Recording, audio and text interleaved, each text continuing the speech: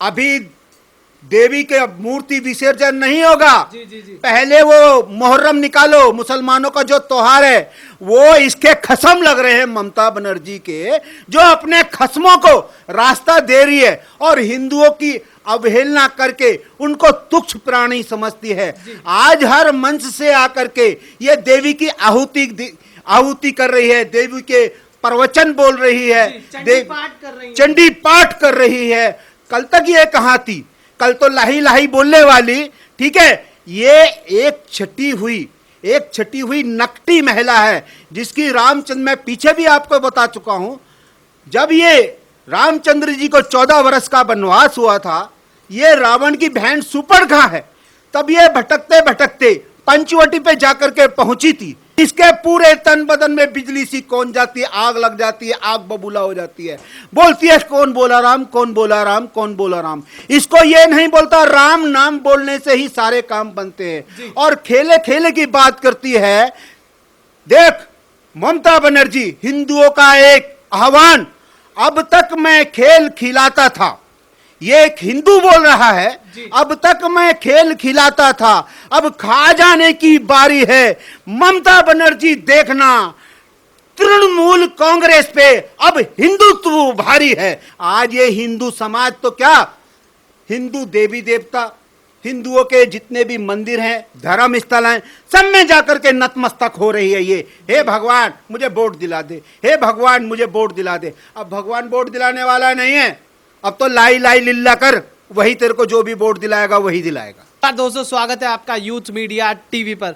चर्चा करेंगे आज ममता बनर्जी के जो भतीजे हैं, उन्होंने प्रधानमंत्री को चुनौती दी है कि आकर उनसे सिर्फ 2 मिनट के लिए बहस करें। इस पर चर्चा करते हैं वीर सिंह चौहान जी से कि वो किस तरीके से देखते हैं इसको। अभिषेक बनर्जी प्रधानमंत्री को चुनौती दे रहे हैं कि आकर मुझसे सिर्फ 2 मिनट के लिए बहस कीजिए, इसको किस तरीके से देखते हैं?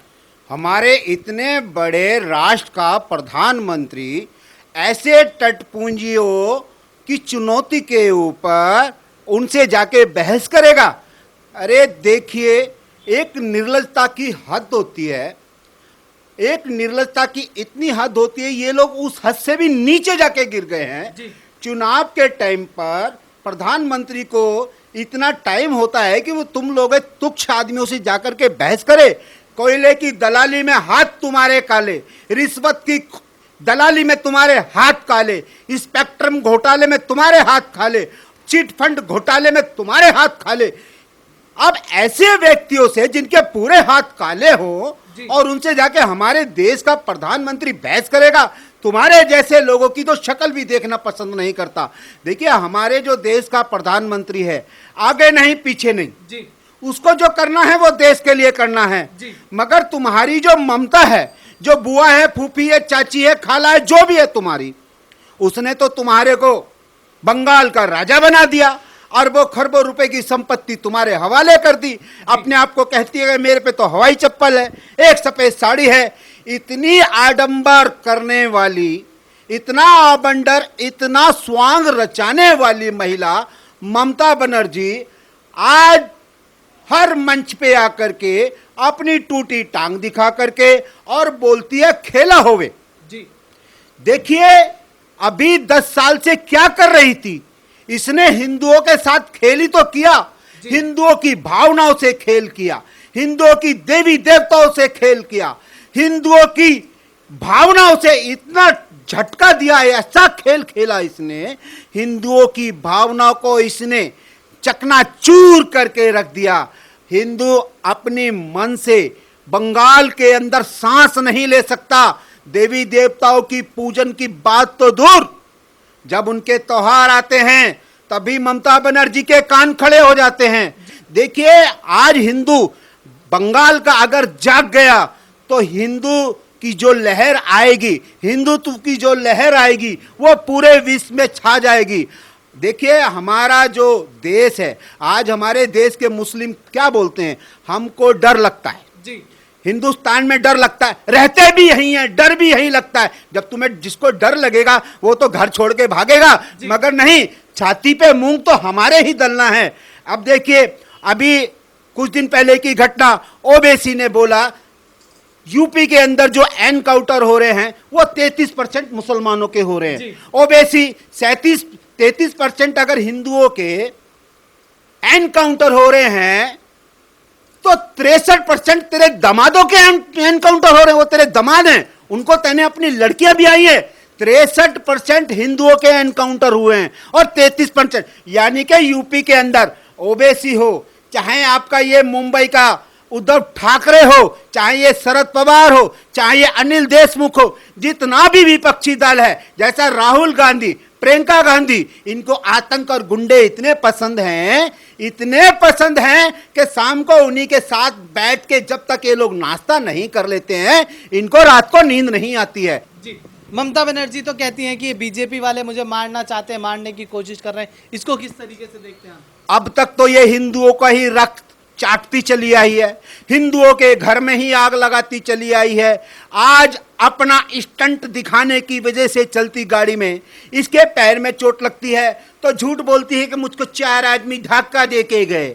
अरे एक बात बताओ, इतना पुलिसकर्मी तेरे साथ है, 4 आदमी तो 4 चिड़िया धक्का नहीं दे सकती। जी, चिड़िया को भी तेरे पास आने की अनुमति नहीं है तेरी सिक्योरिटी के द्वारा। 4 आदमी तो बात दूर की रही। जी। और दूसरी, ममता बनर्जी यूं बोलती कि बीजेपी मुझे मारना चाहती है। मैं कहता तू अपनी मौत मरेगी, अपनी मौत मरेगी, बहुत जल्दी मचेगी, बहुत जल्दी मरेगी। जी। आने वाली 2 मई के बाद तू पागल हो जाएगी, बाल खींचेगी, पागलों का सा नाटक करेगी, नंगे पैर वस्त्र विहीन सड़कों पे भागेगी कि तृणमूल कांग्रेस का वो हाल होने वाला है कि इसके जितने भी कार्यकर्ता और जितने भी इसके बचे खुचे नेता जो तृणमूल में हैं, सबको ममता बनर्जी ऐसा कुत्ता बनाएगी, ऐसा कुत्ता बनाएगी कि वो बोलेगी तुम लोग तृणमूल में हो, मैं फिर क्यों नहीं जीतती। अब तो जैसे टीएमसी के जितने भी बड़े बड़े नेता हैं वो बीजेपी में शामिल होते जा रहे हैं, तो इसको किस तरीके से देखते हैं? ये हिंदुओं ने अपनी घर वापसी करी है। ममता बनर्जी की जो कुंठावान और एक हिंदुओं के रक्त की प्यासी राजनीति जो करी है उसने, जी। उससे आक्रोशित होकर के सारे के सारे इसके एमएलए एमपी वो किसकी तरफ देख रहे हैं? अपने बहन भाई हिंदुत्व की तरफ देख रहे हैं। जी। वो चाहते हैं बंगाल के अंदर भी हिंदुत्व हो, हिंदुस्तान का एक राज्य है और उसमें भी एक हिंदू सर उठा करके चल सके। सर, एक चीज देखी गई कि जब ममता बनर्जी को चोट लगी तो पूरा मीडिया उठ के आ गया, दिखाने लगा कि ममता बनर्जी को चोट लग गई। एक पत्रकार ने तो यहाँ तक कि कह दिया ट्वीट करते कि ये बीजेपी वालों ने किया। पर वहीं जब एक बूढ़ी औरत को टीएमसी के कार्यकर्ताओं द्वारा पीटा जाता है तब ये सब गायब रहते हैं। वो पत्रकार कहते हैं राजीव सरदेसाई जी की बीजेपी वालों के पास क्या सबूत है कि टीएमसी वालों ने उस महिला को मारा है? देखिए, यही तो एक राजनीति है, एक गंदा चरित्र है टीएमसी का। देखिए, अगर किसी महिला की हत्या हुई है, सबसे पहले तो वहां पे कानून व्यवस्था का पालन होना चाहिए, उसका पालन नहीं होता है। तृणमूल कांग्रेस वाले किसी वृद्ध महिला की हत्या कर दें, मार के पीटते हैं, महिलाओं को छोड़ो, वहां पे तो तृणमूल कांग्रेस के खिलाफ बोलना गुनाह है। और कितना बुरा गुनाह है, जैसे किसी का मर्डर कर दिया हो, उसके बदले क्या है? अगर तुमने तृणमूल कांग्रेस का मर्डर किया है तो वो तुम्हारा मर्डर शाम तक कराना ही कराना है। उन्होंने तुम्हारे घर में आग लगानी है। वो ये सोचते हैं। देखिए, एक बंगाली महिला जो अपने आप को बंगाल की बोलती है, ममता बनर्जी 65 साल की एक 65 साल की स्कूटी चला के दिखाएगी। जी। ठीक है, गाड़ियों में स्टंट करके दिखाएगी और जब स्टंट करेगा आदमी तो चोट तो लगेगी। और जब चोट लगेगी तो कह देगी मैंने मारा, चौहान साहब आपने मारा है। अरे भैया, एक आता तू स्टंट कर रही है, तेरे लगेगी, तेरे अंदर हिम्मत है तो चोट को बर्दाश्त करने की भी तो हिम्मत रखो। आज व्हील चेयर पे बैठ करके और लोगों से सोचती है कि सहानुभूति की बाढ़, सहानुभूति की आंधी तेरी तरफ को उड़ेगी। नहीं उड़ेगी जी। कोई नहीं उड़ेगी। वो तेरा चरित्र पूरा बंगाल जान चुका है। तू चरित्रहीन महिला है, तेरा कोई चरित्र नहीं है। ना तो तू हिंदुओं की सगी रही और ना बंगाल की सगी रही, ना तेने बंगाल के लिए कुछ किया और ना तेने हिंदुओं के लिए कुछ किया। जी। ममता बनर्जी कहते कि मोदी जी तानाशाह हैं, पर वो अपनी तानाशाही भूल जाती है, उनके कार्यकर्ताओं की तानाशाही भूल जाती है। जो बंगाल में हो रहा है, 155 से ज़्यादा बीजेपी के कार्यकर्ताओं को मार दिया। जब सीबीआई जांच करने जाती है तो उनको पुलिस वाले उठा के लेके चले जाते हैं। तो ममता बनर्जी अपनी तानाशाही भूल गई। देखिए, यही तो तानाशाही, यही तो मैं कह रहा हूं, यही मैं आपको समझा रहा हूं। इससे ज्यादा तानाशाह मुगलों के शासन में हुआ करते थे।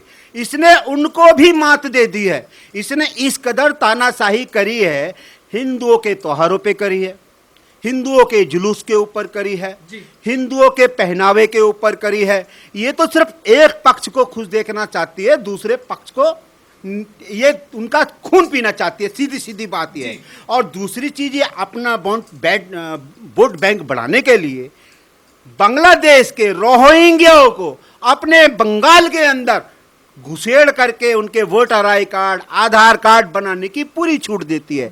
देखिए, अगर वहां पे हिंदुत्व का राज आया और वहां पे बीजेपी की सरकार बनी तो बंगाल वासियों को कितना फायदा होने जा रहा है। देखिए, वहां पे जितने भी अवैध घुसपैठिए हैं, हम किसी एक को भी वहां रहने नहीं देंगे।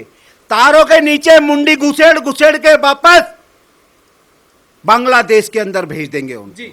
सर, जैसे कांग्रेस ने राम को काल्पनिक माना और आज देश से उसका सफाया हो चुका है काफी जगहों से, तो अब कहीं ममता बनर्जी की बारी तो नहीं है बंगाल से सफाया होने की? अरे नहीं, ममता बनर्जी की एक बात बताइए, ममता बनर्जी का तो सफाया हो चुका, बारी नहीं है, सफाया हो चुका, लोगों के दिल से उतर चुकी है। उतर क्यों चुकी है? आज देखिए तुम, आज ये बगला भगत बन करके मंदिरों के दर्शन कर रही है, मंदिरों में जल चढ़ा के आ रही है, देवी का पाठ कर रही है जी। आज तो अल्लाह अल्लाह नहीं बोल रही है। अभी इसकी आंखें तो क्या, जितने भी सुराख हैं ना, सारे खुल चुके हैं, जितनी भी इंद्रियां हैं, ठीक है, इसकी सारी की सारी जागृत हो चुकी है। आज इसको पता लग चुका है, हिंदू समाज के बिना इसका गुजारा नहीं है। आज ये हिंदू समाज तो क्या, हिंदू देवी देवता, हिंदुओं के जितने भी मंदिर हैं, धर्म स्थल हैं, सब में जाकर के नतमस्तक हो रही है ये। हे भगवान मुझे वोट दिला दे, हे भगवान मुझे वोट दिला दे। अब भगवान वोट दिलाने वाला नहीं है, अब तो लाई लाई लिल्ला कर, वही तेरे को जो भी वोट दिलाएगा वही दिलाएगा। धन्यवाद।